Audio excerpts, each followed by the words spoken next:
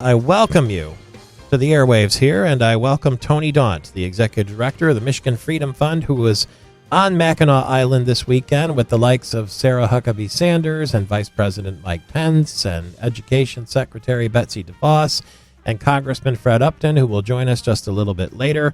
But Tony's with us with an inside skinny on how it all went down. Welcome back to the program. Good morning, sir. Thank you for having me. The buzz seems to be the utter shock that some people are feeling that the vice president not only had a car on Mackinac Island, but he had a motorcade.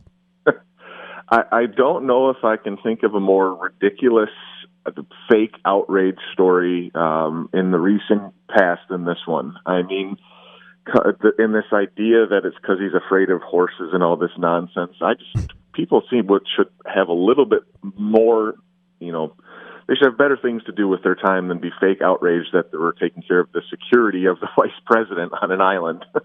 Yeah, Ron Fournier, even from Truscott Rossman, who used to write for Cranes, and he wrote for some other publications as an author, he said that the motorcade was, quote, obscene, end quote. I leave it to the Secret Service to make those type of decisions, and I think that it's one of those things where if they don't do that type of stuff and something goes wrong, well, then everybody says, well, why didn't they just do what they normally do and have a motorcade and protect him? I think the entire thing, whether you think it was wise or not, the fake outrage coming from people like Rashida Tlaib and others it's so over the top that it just makes people not take them seriously on anything. What did the vice president talk about when he got to the podium?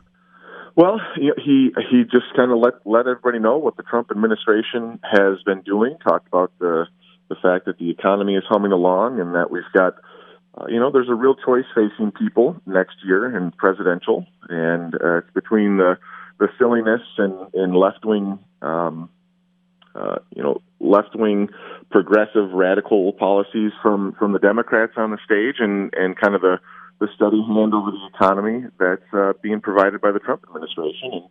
And, I think even more than that, of what we saw from a lot of the activists on the island was that they're excited to be up there, to get motivated for next year.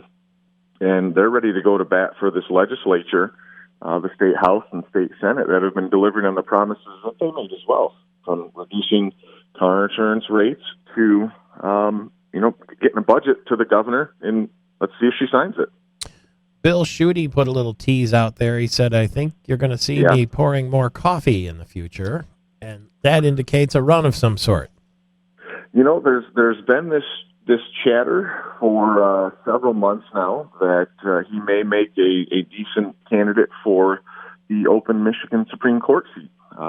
Justice Markman is unfortunately aged out, which, side note for me, I think this issue of aging people out is considered unconstitutional, because if you still got the faculties about you, it doesn't matter if you're 70 or 85. And, he certainly has great name ID, is great with the grassroots. Everybody loves him. He was up there, was all over the island, and, there's always buzz coming from there. And another piece of buzz, you mentioned Congressman Upton, was, his people were walking around with Upton 2020. So I guess that puts to rest the idea of whether or not he's running again. That was one of the big questions that people had been asking lately. Yeah, I saw Upton 2020 T-shirts all over the place, and so I said, well, I guess it answers that question. He'll be with us in just a couple of minutes, and he can answer the question too.